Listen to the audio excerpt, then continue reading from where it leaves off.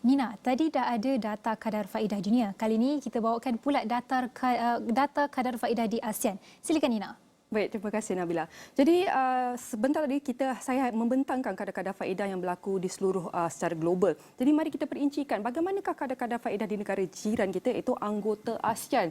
Seperti mana anda dapat lihat iaitu antara negara ASEAN iaitu melibatkan Malaysia, Singapura, Thailand, Vietnam, Myanmar, Indonesia, Filipina, Brunei, Kemboja dan juga Laos. Di mana Malaysia mencatatkan kadar faedah pada ketika ini iaitu sebanyak 2.5% iaitu masih berada di paras optimum. Diikuti juga dengan Singapura 1.56% dan termasuk juga dengan Thailand iaitu Thailand dan juga iaitu Kemboja mencatatkan kadar faedah antara yang terendah berbanding negara anggota ASEAN yang lain di mana Thailand mencatatkan 0.75% dan Kemboja mencatatkan iaitu sebanyak 0.73%.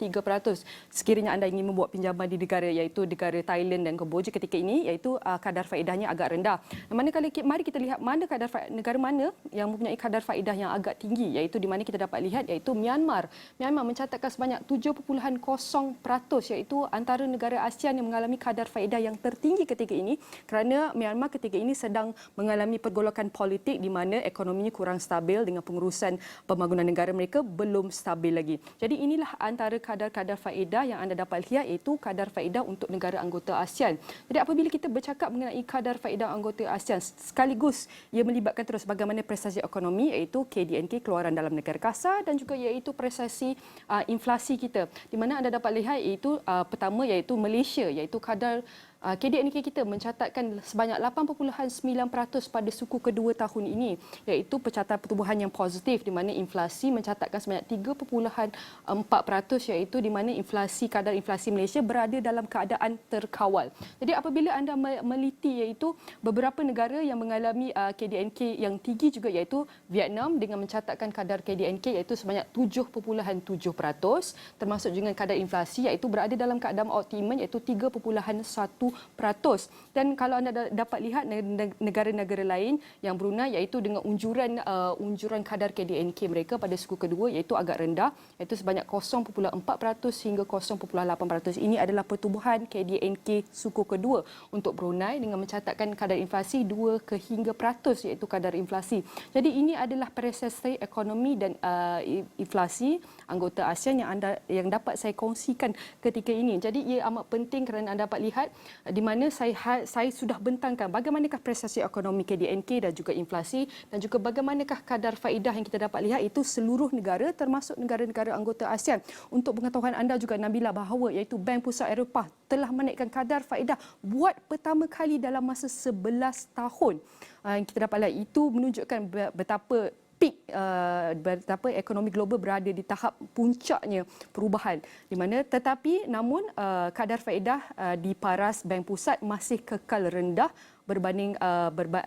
kekal rendah di Europe. Jadi inilah antara data-data yang dapat saya kongsikan mengenai kadar faedah bank pusat iaitu termasuk juga dengan kadar inflasi dan juga kadar KDNK yang dapat saya kongsikan setakat ini Nabila. Baik, bagi mengulas lanjut, kita bawakan pakar kita, pensyarah ekonomi Universiti Utara Malaysia UUM, Profesor Madya Dr. Iwan Shah Zainal Abidin. Baik, terima kasih Doktor kerana sudi bersama dengan kami. Jadi soalan pertamanya ialah Doktor, inflasi kita masih rendah berbanding negara serantau disebabkan kita ada sediakan subsidi. Dan subsidi ini bukan ideal namun praktikal pada masa kini. Dan tekanan kos kini belum nampak kesudahannya kerana perang Ukraine masih berlaku dan gangguan rantaian bekalan masih berlaku. Harga komoditi juga masih mahal. Jadi kita jangkakan subsidi yang mahal akan terus dibayar oleh kerajaan tanpa ada asas percukaian yang baru. Jadi adakah corak perbelanjaan mengembang ni masih mampu kita laksanakan dengan hasil yang mendata? Secara keseluruhan bagi saya kita masih mampu.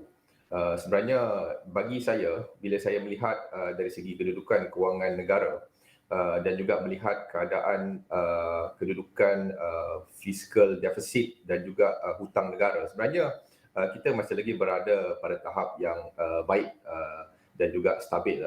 Jadi dalam konteks ini bagi saya memang saya akan berasa terkejutlah jika di dalam bajet yang akan datang ini kerajaan cuba untuk nak melakukan satu bentuk fiskal konsolidasi, ya.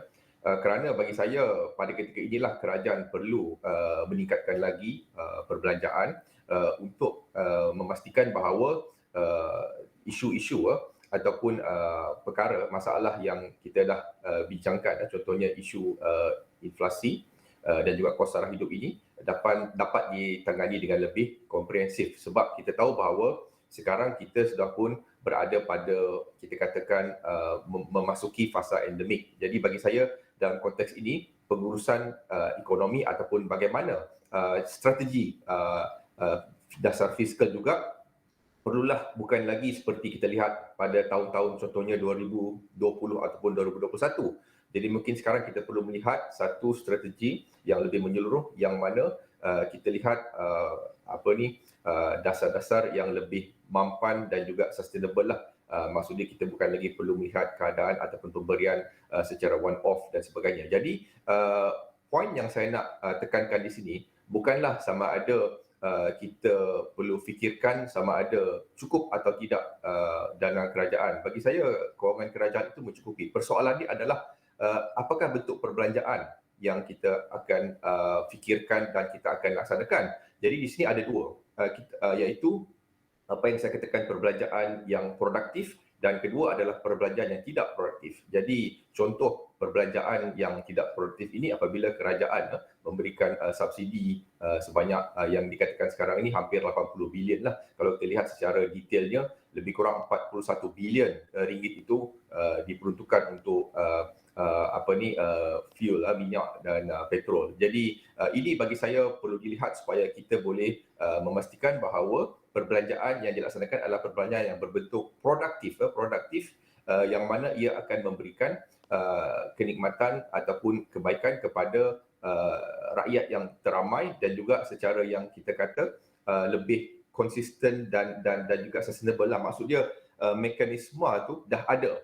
Jadi contohnya bila adanya berlaku sesuatu lagi masalah ataupun kita kata unforeseen shock, jadi ekonomi itu boleh respon dengan lebih baik dan lebih teratur lah, bukannya kita kata secara yang berbentuk kita kata berbentuk ad hoc semata-mata. Saya tak katalah bila kita kata ad hoc ni sesuatu yang kita kata tidak baik, tapi kita tahu sebelum ini kita mengalami satu keadaan yang unprecedented. Jadi kita patut lebih bersedialah di masa hadapan supaya kita akan dapat meletakkan satu strategi dasar yang lebih menyeluruh dan lebih kita kata berbentuk jangka panjang. Jadi seperti yang Dr. Irwan cakapkan sebentar tadi, bukan hanya bergantung adakah tidak mencukupi, adakah bantuan itu produktif. Jadi adakah tumpuan ini harus diberikan kepada bagaimana produktif bantuan itu, ataupun tumpuan harus diberikan ke arah lain dalam menjaminkan pemulihan ekonomi supaya kekal mampan melalui bajet 2023? Ya, dua perkara lah kalau kita nak lihat dari segi bagaimana kita nak mengurus ekonomi ini. Bagi saya lah pada bajet 2023 ini, yang pertama kita perlu memastikan pertumbuhan ekonomi rakyat itu kekal. Ini saya fikir pentinglah sebab walaupun kita nampak data pertumbuhan ekonomi yang memang saya pun bersetujulah, memang kita akan jagakan suku ketiga ni pun pertumbuhan akan lebih baik. Namun begitu kalau kita tengok secara sukuan, kalau kita tengok pertumbuhan ekonomi suku kedua itu sebenarnya lebih rendah daripada suku pertama. Dan kalau kita lihat pun dari segi bagaimana kita melihat isu kalau kita katakan isu rakyat ini, dia lebih kepada isu sektor pertanian, sekuriti makanan. Ini berkait dengan isu kos sara hidup. Kalau kita tengok data pada suku kedua itu pun menunjukkan bahawa sektor pertanian masih lagi menguncup pada kadar 2.4%. Jadi sebab itu perlu sebenarnya kita memastikan bahawa pertumbuhan ekonomi yang kita nikmati ataupun jangkaan pertumbuhan yang baik itu dapat dirasai oleh rakyat dengan peningkatan juga pertumbuhan ekonomi rakyat itu. Jadi bila saya kata ekonomi rakyat ini, kita perlu melihat dari segi pendapatan, dari segi perniagaan, perniagaan terutamanya sektor SME, ya. Saya fikir sektor ataupun PKMS masih lagi memerlukan bantuan. Dan di sinilah yang saya sebutkan tadi, ya, bantuan yang diberikan itu. Mungkin contoh sebelum ini kita memberikan bantuan yang kita kata secara langsung. Jadi sekarang mungkin kita perlu lihat secara yang lebih holistik. Contohnya kita lihat ekosistem PKMS itu sendiri. Contohnya adakah mereka sudah pun bersedia untuk nak berdepan dengan isu kemampanan. Contohnya melaksanakan model ESG, ya. Ini penting bagi mereka kerana kalau syarikat-syarikat besar yang memerlukan mungkin parts ataupun input daripada ataupun barangan daripada syarikat PKMS, mungkin sekarang ini keperluannya perlu melibatkan ESG. Jadi kalau syarikat PKMS tidak bersedia, jadi ini akan menyebabkan mereka tidak mendapat peluang ataupun menikmati ekosistem ataupun peluang yang lebih baik di masa hadapan. Begitu juga dengan pendigitalan, ekonomi digital. Jadi bagaimana pihak-pihak SMS bersedia dari segi pendigitalan dan juga pembukaan kepada pasaran baru, contohnya RCEP. Jadi ini bagi saya perlu dilihat dalam konteks yang lebih luas dan bukan hanya kita memberikan bantuan secara one off semata-mata. Itu satu contohlah. Contoh lain meningkatkan pendapatan rakyat. Baik, Doktor. Mungkin sedikit nasihatlah daripada seorang pakar ekonomi kepada rakyat M40, B40. Apakah persiapan yang harus mereka lakukan untuk mendepani cabaran getir ekonomi sekarang ini? Ya, dalam keadaan sekarang ni, saya fikir rakyat, terutamanya B40 dan M40, mereka perlu, bagi saya, mencari peluang baru juga kerana walaupun kita tahu sekarang keadaan ataupun masalah kos sara hidup, pekerjaan pun masih lagi belum pulih sepenuhnya, tapi kita tahu juga ada peluang. Contohnya dari segi perniagaan baru dalam era digital ini pun banyak. Jadi di sini saya fikir mereka perlu kehadapan dan juga melihatlah bagaimana peluang ini dapat diambil dengan sebaiknya supaya mereka dapat meningkatkan pendapatan mereka. Selain juga menguruslah perbelanjaan dengan lebih baik. Baik, terima kasih Profesor Madya Dr. Irwan Shah Zainal Abidin, Pensyarah Ekonomi Universiti Utara Malaysia UUM atas ulasan bagi mengenai cabaran pemulihan ekonomi. Baik, kita akan berhenti rehat seketika, kembali selepas ini.